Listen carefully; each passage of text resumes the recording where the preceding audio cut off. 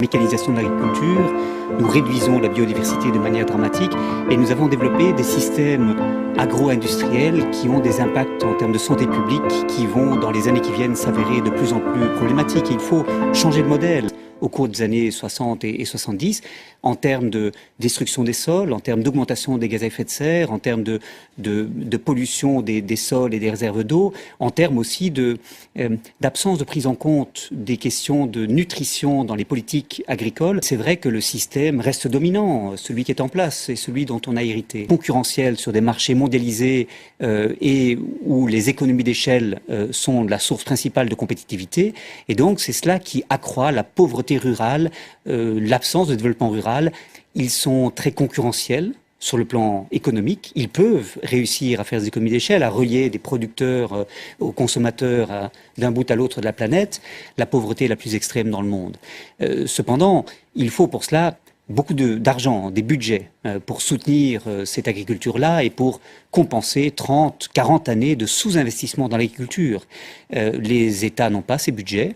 Et le secteur privé n'est pas très intéressé à soutenir les petits paysans parce que ça coûte cher, parce que c'est compliqué, parce que travailler avec des milliers de petits paysans répartis sur des grands territoires, c'est très difficile. Il faut les organiser en coopérative et les éduquer à respecter les standards qui sont d'application dans les chaînes mondialisées de l'agro-export, nourriture de qualité, et pour éviter que l'accès de l'alimentation pour les plus pauvres se fasse au détriment des petits producteurs et qui seront les perdants d'un système qui favorise le low cost dans l'agriculture. L'agrobusiness, c'est le business de l'agriculture. Donc en fait, c'est tout ce qui tourne autour de la production alimentaire, que ce soit en amont, donc ça veut dire au niveau des semences, au niveau des intrants, au niveau des fertilisants, produits chimiques de toutes sortes, au moment de la production et puis de la transformation des aliments. L'agrobusiness cultive sur des surfaces énormes, donc ça veut dire qu'il est énergivore pour tout ce qui est des ressources naturelles, mais il est peu pourvoyeur d'emplois. Donc ça veut dire que tous les petits paysans qui se voient confisquer les terres pour les firmes de l'agrobusiness n'ont d'autre choix que de devenir, pour certains, mais une minorité, travailleurs sur ces terres, ou alors sont expulsés, s'en vont vers les villes, grossir les bidonvilles, etc.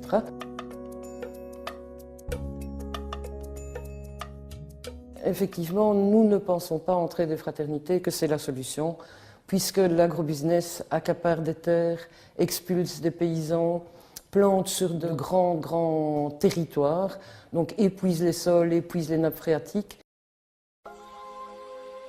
Quand on parle d'agrobusiness, on parle aussi de concentration. Concentration notamment des firmes, de toutes ces firmes semencières par exemple, puisqu'il y a à peu près 67% des semences qui sont dans les mains de 10 grandes firmes. Donc ça veut dire un risque certain de perte d'autonomie pour les paysans et in fine des dangers aussi pour les consommateurs. Et c'est bien une des caractéristiques de l'agrobusiness, c'est cette concentration de grandes firmes qui rachètent des plus petites, pour finalement arriver à quelques grandes firmes qui contrôlent tout le marché. La faim dans le monde, malgré tous les progrès qu'on a essayé de faire au cours de ces dernières années, ne cesse d'augmenter. Donc on considère qu'il y a toujours 1 milliard à peu près de personnes qui souffrent de la faim dans le monde. Et ce qui est paradoxal, c'est que la grande majorité de ces personnes sont des producteurs. Donc on considère qu'une personne sur 8 souffre de la faim, et parmi ceux-ci, il y a grosso modo 75 à 80% qui sont des producteurs.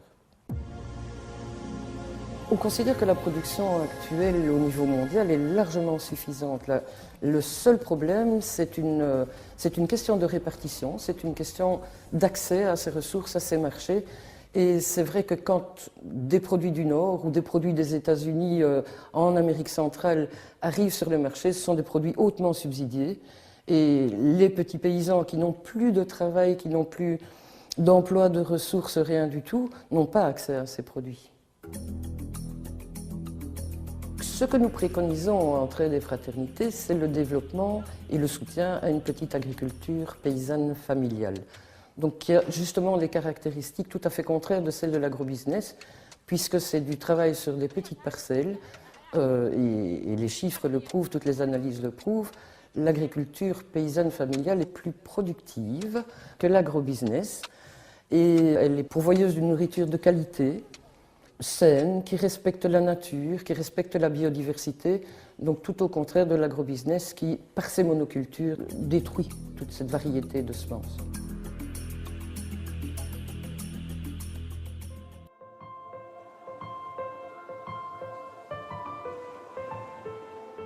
Les saisons vont-elles un jour disparaître? Le GIEC, pour groupe d'experts intergouvernemental sur l'évolution du climat, a rendu son rapport aujourd'hui, c'est le 5e du genre. Il insiste une nouvelle fois sur le réchauffement climatique et la dangereuse montée des mers et des océans. Bonsoir David Lefort.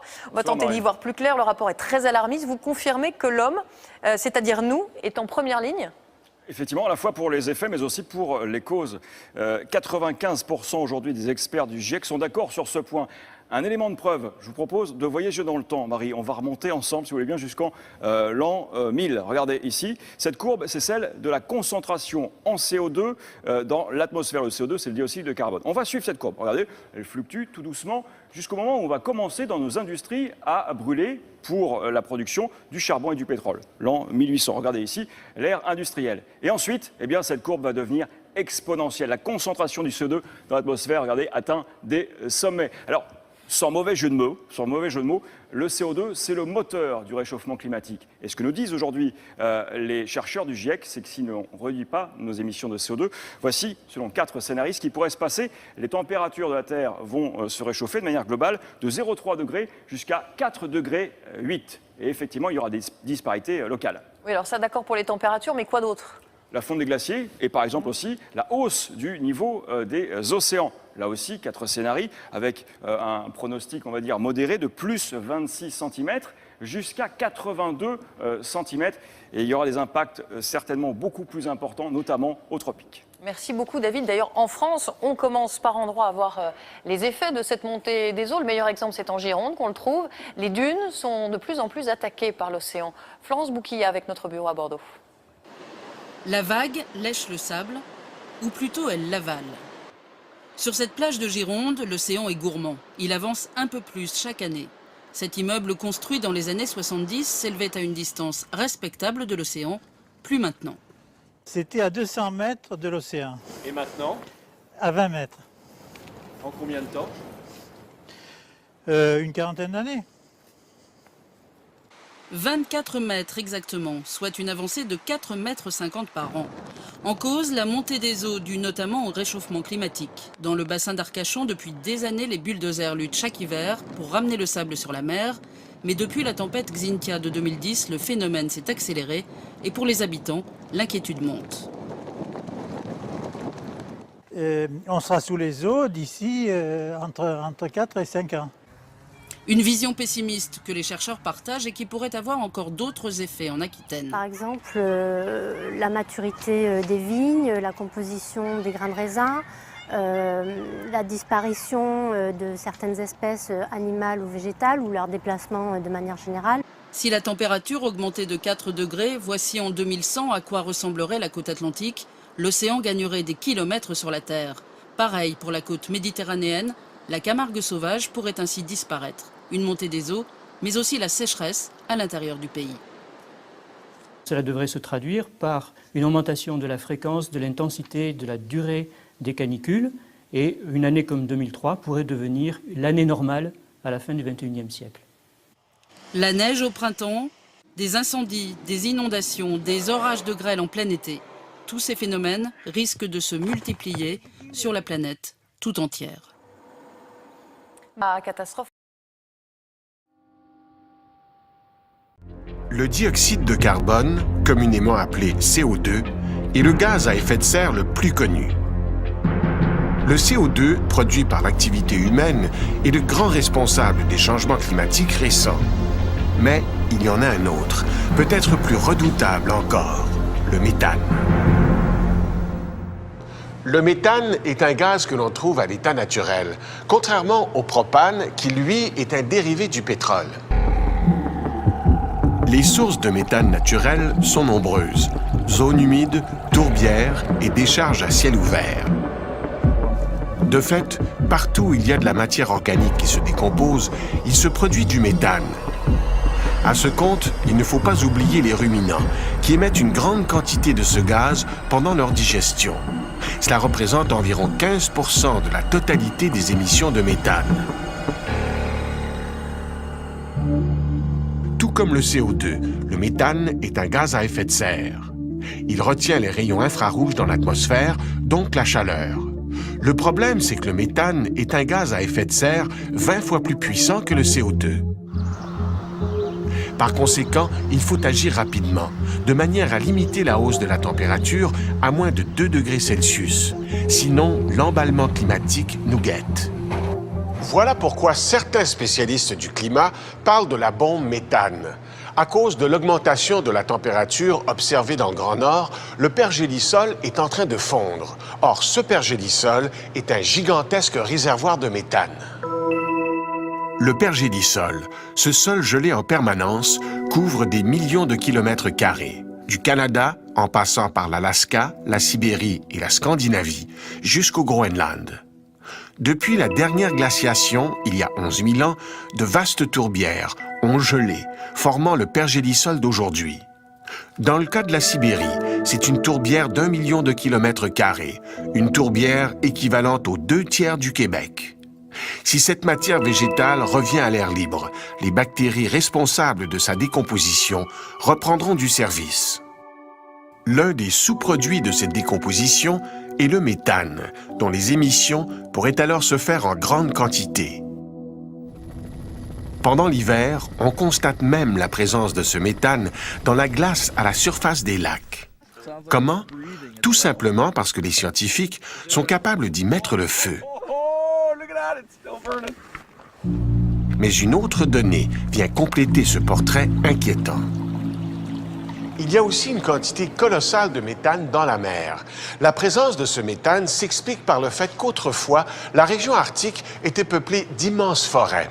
Ces forêts se sont ensuite recouvertes d'eau, puis elles se sont fossilisées.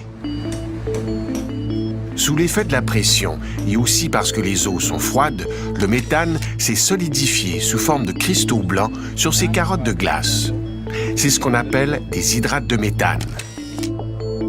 Les quantités d'hydrates de méthane stockées sur les fonds marins dépasseraient en importance la totalité des réserves mondiales connues de charbon, le combustible le plus abondant sur la planète. Mais l'eau dans l'Arctique commence à se réchauffer et le pergélisol marin à ramollir. Ce modèle réduit illustre ce qui se passe quand les cristaux fondent. Le méthane reprend son état gazeux et remonte vers la surface. Le phénomène se produit à grande échelle partout dans l'Arctique. Ce sont les Suédois qui ont fait cette remarquable découverte dans la mer de Laptev, à l'est de la Sibérie. Les bulles de méthane remontent la colonne d'eau et viennent éclater à la surface. Le fait de devoir ajouter le méthane marin au méthane terrestre fait frémir les scientifiques, car il va falloir maintenant intégrer ces nouvelles données au modèle climatique. Les conséquences peuvent être sérieuses, car le pergélisol contient des quantités de méthane évaluées à 16 000 milliards de tonnes. Comme les quantités en jeu sont colossales, il pourrait alors se créer un puissant cercle vicieux. Plus de méthane veut dire encore plus de gaz à effet de serre dans l'atmosphère, et donc augmentation de la température. Résultat, une pression accrue sur un climat déjà bouleversé. La bombe méthane est bel et bien amorcée.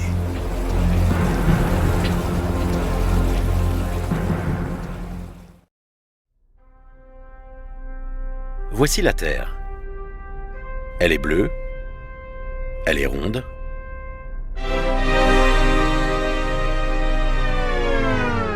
et elle est un peu malade aussi.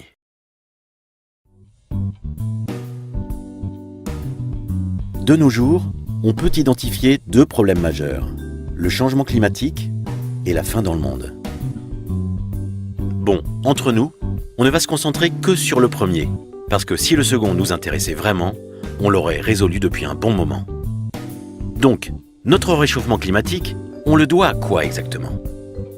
Notre principal suspect, c'est le CO2, ou gaz carbonique. composé d'un atome de carbone et de 2 atomes d'oxygène. Enfin ça, tout le monde le sait bien sûr. C'est pas qu'il est méchant de nature le CO2, mais c'est juste qu'il y en a beaucoup, beaucoup trop. On va faire un petit saut en arrière, parce que oui, du CO2, il y en a toujours eu dans l'atmosphère. Avant l'époque de l'industrialisation, il existait un cycle harmonieux entre le CO2 émis et le CO2 absorbé. La Terre gardait un montant de gaz carbonique constant, d'une valeur de 280 ppm. Un pp quoi? Ah oui, ppm ou bar par million. C'est une façon d'évaluer le niveau de CO2 dans l'atmosphère. Et 1 ppm de CO2 équivaut à 7 milliards 800 millions de tonnes. On peut visualiser ça comme un énorme cube de graphite d'1 kilomètre de long, de hauteur et de large. Donc on dit 1 ppm pour aller plus vite. Bref, on a notre cycle harmonieux qui est stabilisé à 280 ppm. Mais depuis l'industrialisation, nous utilisons du carbone fossile. Carbone quoi? Bah oui, le carbone fossile, c'est le carbone issu du sous-sol. Et depuis l'ère industrielle, nous l'utilisons comme énergie et matière première. Et on émet beaucoup plus de gaz carbonique que ce qu'on peut absorber. Et tout ça aggravé par une déforestation massive et le travail du sol agricole. Le taux de CO2 a donc quasiment doublé. C'est en grande partie à cause de ça qu'il y a l'augmentation de l'effet de serre, le réchauffement global, plus de catastrophes naturelles, fonte des glaces, la montée des eaux, les... Bon, du coup, on fait quoi? Certes, dans un monde idéal, on pourrait arrêter complètement d'émettre du CO2. Mais même en faisant ça, il nous faudrait 250 ans pour revenir au niveau de 1975, qui était déjà assez élevé. Donc on n'a pas vraiment le temps. Certains ont pensé à enfouir le surplus de CO2 dans le sol avec de grosses usines. Mais pour 3 kg de CO2 enfoui, on a 1 kg de CO2 émis en cadeau, offert. Donc, si on ne peut pas le faire industriellement, avons-nous un moyen planétaire pour enfouir tout ce CO2? Bah oui, en fait, ça s'appelle le végétal. Le végétal absorbe du CO2 et libère de l'oxygène comme il l'a toujours fait. Les plantes stockent du carbone et créent l'humus. L'humus, c'est la fine couche de terre vivante sur laquelle depuis toujours poussent les plantes. Elle est faite de 60% de carbone, d'eau, de minéraux et de beaucoup de vie. Donc en gros, plus il y a de végétal, plus on stocke de carbone, plus il y a d'humus. Et plus il y a d'humus, plus il y a de végétal, et moins il y a de carbone qui traîne dans l'air. Plus il y a de végétal, plus ça bouffe du CO2, plus il y a de sol pour planter plus de végétal. Du coup, plus on plante des trucs différents, plus on avale du carbone, plus on nourrit le sol. Et plus on nourrit le sol, plus on plante, plus on absorbe du carbone. Bref, vous voyez l'idée, c'est l'agriculture du carbone. Et on en profite au passage pour limiter, voire supprimer le travail du sol. Ça peut paraître insignifiant, mais c'est ça qui nous permettra de préserver notre stock d'humus. Et nos alliés les vers de terre, près de 2 tonnes à l'hectare pour un bon sol quand même. Ce sont notamment eux, les vers de terre, qui sont censés travailler le sol de l'intérieur. Et quand ils sont là, ça se voit tout de suite à l'extérieur. Bref, l'agriculture du carbone, ça arrange tout le monde en fait. Revenons à nos 2 problèmes du début. Si en plus de réduire nos émissions de CO2, nous décidions collectivement de pratiquer cette forme d'agriculture sur l'ensemble des surfaces cultivées de la Terre, alors nous pourrions progressivement limiter puis enrayer le changement climatique. Et pour info, cette agriculture, c'est aussi la seule façon de produire durablement en quantité partout dans le monde, pour nourrir l'ensemble de l'humanité, aujourd'hui et demain, sur la seule planète qu'on a. Et voilà, ça paraît simple quand même, non ? Si la chair est faible, ses impacts sont forts. 318,7 millions de tonnes. C'est la quantité de viande produite dans le monde en 2015 grâce aux 66 milliards de bêtes que nous élevons chaque année. 26% de plus qu'en 2003, il y a 12 ans. En 2013, le lait de vache, la viande de porc, de bœuf et de poulet étaient 4 des 5 produits agricoles les plus vendus dans le monde, cumulant un total de 679 milliards de dollars. Un sacré festin. Entre 1970 et 2014, dans le monde, la consommation moyenne de viande par habitant est passée de 28,7 kg par an à presque 43 kg par an. Mais l'appétit n'est pas le même partout. Quand on avale 33,7 kg par an dans les pays en développement, le total monte à plus de 76 kg par an dans les pays développés, plus du double. Et ce régime carné a quelques légers impacts. Avec plus de 7 gigatonnes d'équivalent CO2 émis par année, l'élevage représente 14,5% des émissions de gaz à effet de serre liées aux activités humaines, plus que les émissions directes du secteur des transports. Les bovins sont incontestablement les champions toutes catégories. En 2010, que ce soit pour leur viande ou leur lait, ils cumulaient à eux seuls 80% des émissions pour seulement 29% de la demande en viande mondiale. Pourtant, pour nos organismes, manger du bœuf n'est pas franchement rentable. Seuls 5% des protéines ingurgitées par la bête au cours de son existence se retrouvent dans nos assiettes. Pire, la consommation excessive de viande rouge aggrave les risques de diabète et de maladies cardiovasculaires, deux pathologies qui représentent à elles seules 30% des décès sur la planète. Selon l'OMS, la surconsommation de viande transformée comme le jambon ou les saucisses pourrait même s'avérer cancérogène. Nourrir nos steaks sur pâte demande aussi de l'espace. 75% des terres agricoles du globe sont dédiées à faire pousser la nourriture de notre cheptel mondial, alors que porc, bœuf, poulets et autres animaux ne fournissent que 8% des calories et moins de 18% des protéines que nous mangeons annuellement. Seuls 4% du soja mondial est consommé par des humains. Ces mêmes cultures de soja qui sont responsables de 91% de la déforestation amazonienne. Mais ce n'est pas tout. Il faut 15 500 litres d'eau pour produire 1 kg de viande de bœuf. L'élevage représente 8% de la consommation mondiale d'eau. Là encore, majoritairement pour faire pousser les fourrages qui viendront garnir les auges. Histoire de boucler le cycle naturel, après digestion, les déjections des élevages intensifs finissent souvent par polluer les sols et les eaux alentours, notamment à cause des nitrates. Mondialisation oblige, l'élevage s'industrialise et ça vient de loin. Au début du XXe siècle, à Chicago, l'organisation à la chaîne dans les abattoirs permettait de tuer, éviscérer et découper une vache en 15 minutes. 12 millions de bêtes étaient ainsi avalées chaque année, une mécanique bien huilée qui inspira Henry Ford. En suivant l'exemple des abattoirs, il instaura le Fordisme dans ses usines automobiles. Aujourd'hui, en France, 95% des porcs sont élevés sur caillebotis dans des bâtiments clos, le mode d'élevage porcin le plus répandu au monde. Et pour avoir des fermes intensives de porcs, il faut des fermes intensives de truies. Depuis 2011, à Trébivent, dans les Côtes-d'Armor, une maternité de 883 truies fait naître 23 000 porcelets par an. Une miette, comparée aux 100 millions de porcs et 10 millions de truies achetés par la Chine, le premier importateur mondial entre début 2014 et mi-2015. Qu'elles accueillent des porcs ou des volailles, la promiscuité des fermes industrielles fait aussi la joie des bactéries. Et comme il vaut mieux prévenir que guérir, les animaux sont gavés d'antibiotiques. En 2009, le bétail américain en a reçu 13 000 tonnes, soit 80% des antibiotiques consommés dans le pays. Mais à force, les bactéries déjouent les pièges. En 2014, sur un échantillon de 100 pièces de dinde et de poulet examinés en France, 1 sur 4 contenait des bactéries Escherichia coli. 64% de ces bactéries étaient résistantes à nos antibiotiques. Une brèche dans notre propre immunité. Bien joué. Longtemps signe de richesse, la viande, en se démocratisant, s'est aussi industrialisée. Aujourd'hui, notre appétit excessif de carnivores grignote la planète et commence à créer de sérieux risques sanitaires. C'est peut-être le moment de revoir nos menus.